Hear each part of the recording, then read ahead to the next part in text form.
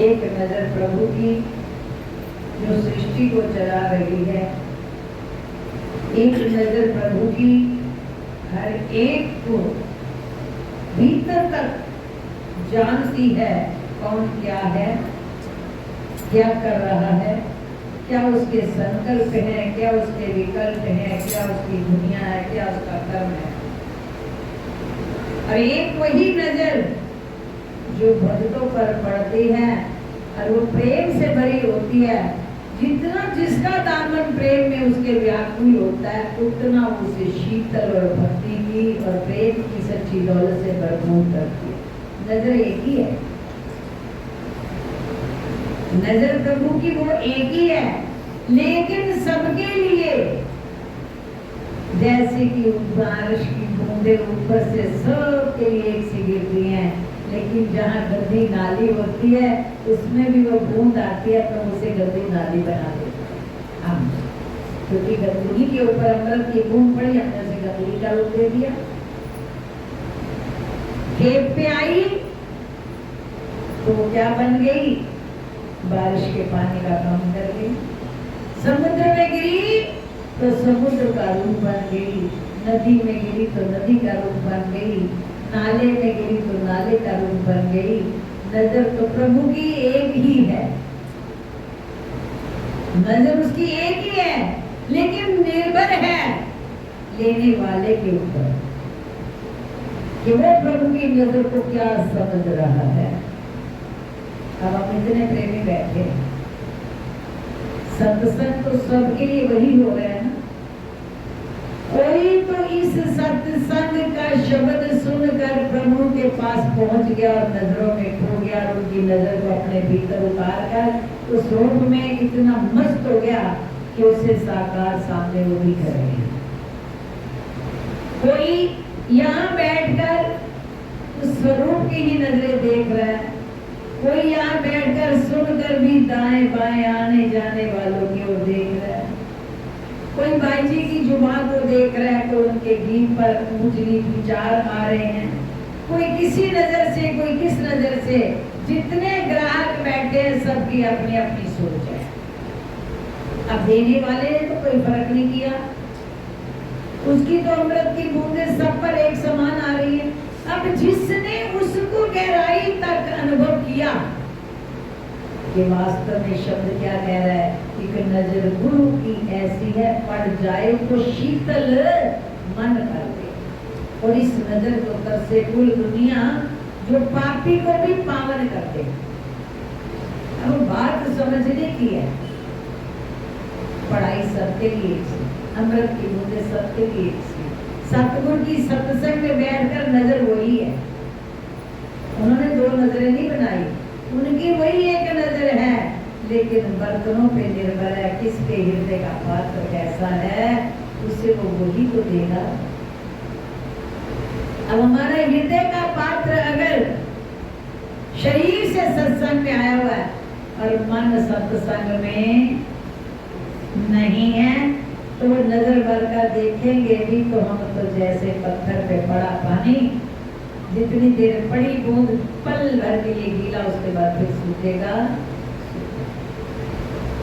अब कसूर किसका? सतगुरु का। हम तो यही कहते हैं ना, अरे फलाने पे तो इतनी कृपा कर दी भाई जी ने, फलाने को तो महाराज जी ने इतना, फलाने क्यों? कभी स्वयं को भी झांके, स्वयं को भी जांचे। उसकी कृपा, हम रोज रोज आरती में बोलते हैं, गुरा जी की कृपा तो सब पर भारी, पर जो समझे वो अधिकारी, जो ना समझे वो नाकारी। अब उनकी कृपा तो सब पर एक समान है। वही शब्द भजन में आ गया, एक नजर गुरु की ऐसी, पड़ जाए तो शीतल मन करे। अब नजर तो प्रभु ने डाल दी, शीतल कौन होगा? जो वास्तव में इस शब्द के माध्यम से एक पल के अंदर गुरु महाराज जी के पास पहुंचकर उनकी नजरों में नजर डालकर अपने आप को सब कुछ भुलाकर उनकी नजरों में खो जाएगा, तो उसकी नजरों ही नजरों से दिल तय तक बात हो जाएगी। और जो शरीर से सत्संग में आए हैं, सोती अभी सत्संग में नहीं है, तो वो गा भी रहे हैं, सुन भी रहे हैं और सुनी हुई बात को गा भी रहे हैं, पर पात्र उल्टा पड़ा हुआ भी हृदय का पात्र उल्टा पड़ा हुआ है। जिसने ये बात अंदर उतरनी है वो तो अभी संसार की ओर मुंह करके लगा हुआ है, तो पात्र में आएगा क्या? तो कसूर किसका? सतगुरु का या ग्राहक का? अब शब्द में आया कि ये नजर क्या करती है? एक नजर ही काफी होती है जिंदगी की काया पलटने के लिए। देखो, वही सतगुरु हजारों की महफिल में बैठते हैं, तो सत्संग भी सबके लिए एक साथ करते हैं। कोई सेवक अपने सतगुरु के एक एक वचन का पूरी कदर करके हृदय तक उतार कर जिंदगी भर के लिए उस बात को अमल में ले लेते हैं। कि आपने सत्संग में ये बात सुनी गुरु महाराज के मुंह से और जीवन में उतर गई तो काया पलट गई। हम रोज सुनते हैं, रोज पल्ला झाड़ कर खाली चल पड़ते हैं, वही सुनी नहीं छोड़ा। टीचर की पढ़ाई तो देखो सारी क्लास में 1 से बच्चों पर होती है, उनमें से कोई मेरिट आता है, कोई फर्स्ट आता है, कोई सेकंड और कोई पास भी नहीं होता। विचारे कि अगर सत्संग रूपी स्कूल में सतगुरु की क्लास में बैठकर हमारे जीवन को कुछ हासिल नहीं हो पा रहा, बदलाव नहीं आया, विचार नहीं बदले, भीतर के आनंद की अनुभूति नहीं हुई, हमारा घर परिवार में रहकर मन अभी शांत नहीं होता, तो इसमें हमारे पात्र में कितनी अभी कमी है। और उस कमी को दूर करने के लिए प्रार्थना भी करनी इन्हीं से है। हमारे जीवन के जो अंदर कमियां हैं, विकार है, उनको इनके सिवा कोई ठीक भी नहीं कर सकता, वो भी इन्होंने कृपा करनी है। परंतु ये कृपा कब करेंगे? जब हमें अपने अंदर कमी नजर आएगी तो इनसे प्रयास करेंगे।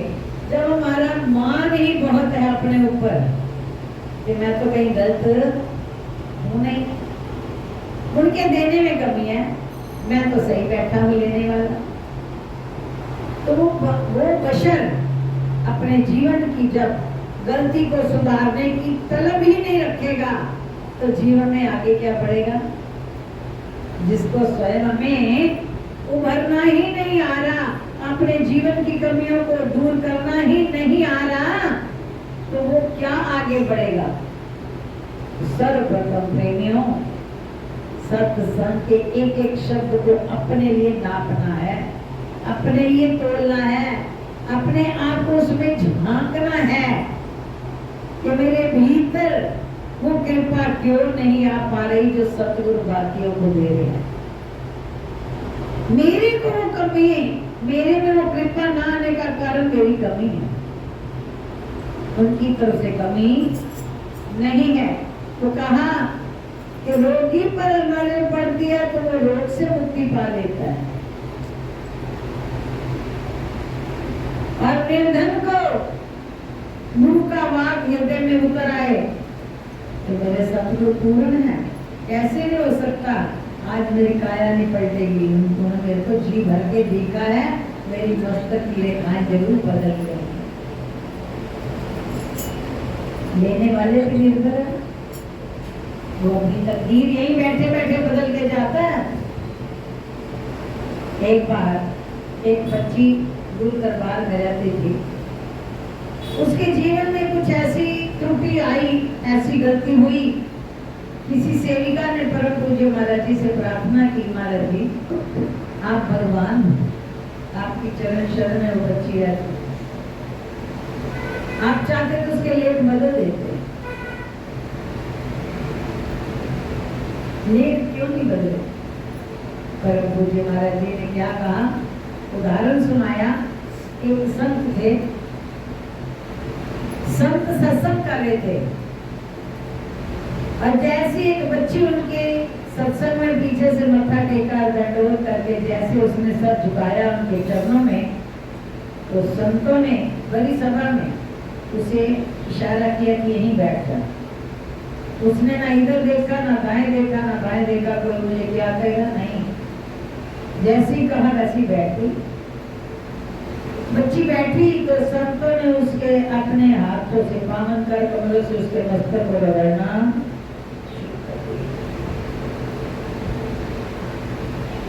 जैसे उन्होंने मस्तक रगड़ना शुरू किया, सत्संग चलता रहा। संत उस बच्ची के मस्तक को रगड़ते गए, घंटा बीत गया, पूरा सत्संग हो गया, लेकिन उन्होंने रगड़ना बंद नहीं किया। बस अपने पावन हाथ से उसका मस्तक ऐसे साफ करते।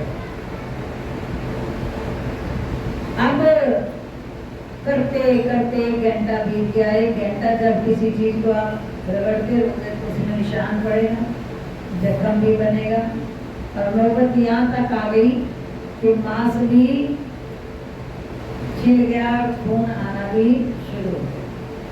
लेकिन उस बच्ची ने ना सिर हिलाया, ना उफ की, और ना कोई गुरु के आगे तकरार किया कि आप कर क्या रहे हो, घंटा डेढ़ हो गया।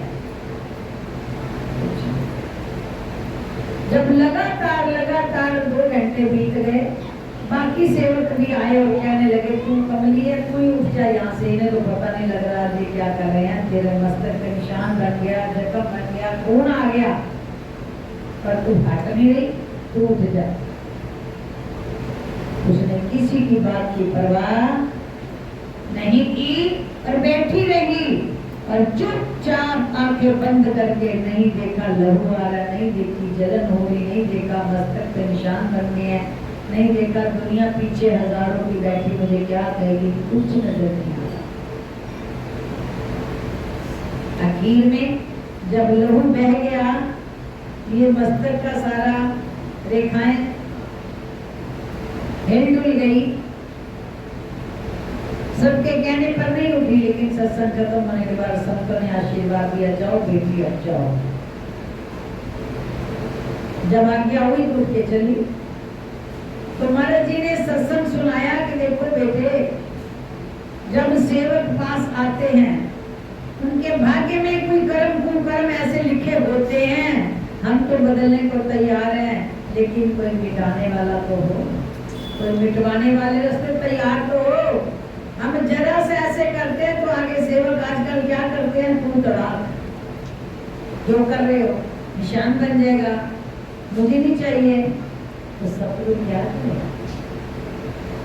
तो उन्होंने कहा कि भाई हम तो तैयार हैं लेख बदलने के लिए, पर कोई सेवक बनकर मिटना चाहेगा तो लेख बदलवाएगा, जो मिटेगा नहीं, जो खुद ही हमसे ज्यादा अक्लमंद बनेंगे तो हम उसके भाग्य की रेखाएं क्या बदले। श्री महाराज जी ने सुनाया, जब उस बच्ची ने, लोगों ने पूछा, बाबा जी आपने आज क्या किया, कहने लगे उससे पूछ लो। उस बच्ची को बुलाकर पूछा गया कि 2 घंटे तेरा मस्तक रगड़ा, संतों ने खून निकल आया, तूने उफ नहीं करी, कहा तूने क्या सोचकर चुपचाप बैठी रही। कहते मुझे ये पता है, इनसे बढ़कर मेरा कोई हितकारी दुनिया में नहीं है, ये जो कुछ भी कर रहे होंगे जरूर मेरे भले के लिए कर रहे होंगे, मैं नहीं जानती अपने जीवन की भलाई है तो जानते हैं। उन्होंने जो कुछ भी किया है, भले दुनिया को सही लगा या नहीं लगा, मुझे ये पता है कि ये मेरे भाग्य की रेखाएं बदल, मेरे मस्तक में कुछ ऐसा कलंक होगा जिसको मिटाने के लिए आज इन्होंने मुझ पर कृपा। संत बोले, सवाल का जवाब मिल गया। गुरु की नजर जब पड़ती है तो वो तो हमारे भाग्य की रेखाएं बदलना चाहते हैं, पर हमारी बुद्धि, हमारी अकल जब गुरु से भी बड़ी बन जाती है तो सतगुरु मजबूर हो जाती है। विचारो, इसीलिए आप पुरातन इतिहास पढ़ के देखो, हर इतिहास में इस बात का जवाब आता है कि पहले जमाने में इस बात पे जोर दिया जाता था कि जो गुरु के मुख से वाक्य निकले बस वो उनके लिए पत्थर की लगी है, उसके आगे बुद्धि और अकल का कोई काम नहीं। सेवक भोलेपन में थे, अकल होती ही नहीं थी, बुद्धि का निशान ही नहीं था जीवन में, तभी तो मंजिलें तय करके इतनी जाएगी। आज सेवक तो भरपूर अकल वाले, भरपूर बुद्धि वाले, जबकि सतगुरु स्वयं मान देकर के उनसे सवाल रखते हैं, तुम बताओ कैसे किया जाए। लेकिन फिर भी हमारी बुद्धि नहीं समझ पाती, उन्हें पूर्ण नहीं, अपना दास मानकर उनको अकल जब देते हैं तो सतगुरु क्या करें? सतगुरु तो परखते हैं कि तुम कितना भाग्य चमका सकते हो, कितना ले सकते हो। तो इसीलिए प्रेमियों, जिस वक्त पूरनचंद और गोपीचंद, पुराने जमाने की गाथा सुनो, पूरनचंद गोपीचंद दोनों भगत हुए गुरु साहब के घर से जब चलने लगे गोपीचंद, माँ ने क्या कहा, बेटा जंगल में जा रहे हो ना गुरुदेव के साथ, खूब स्वादिष्ट भोजन करना। सेवक सोचने लगा जंगल में रहना गुरु के साथ और वहां स्वादिष्ट भोजन, कहने लगे हाँ, खूब स्वादिष्ट भोजन करना और बड़ी मखमल गद्दों पे सोना। दोनों बातें अजीब थी। सेवक गोपीचंद क्या कहने लगा, माँ जी, माता जी, मुझे आपकी ये बात समझ नहीं आई, रहस्य क्या है? गुरु की सेवा में जाकर के मखमल गद्दों पे सोना और स्वादिष्ट भोजन, दोनों बातें समझ नहीं आई मुझे। आप कौन सा स्वादिष्ट भोजन?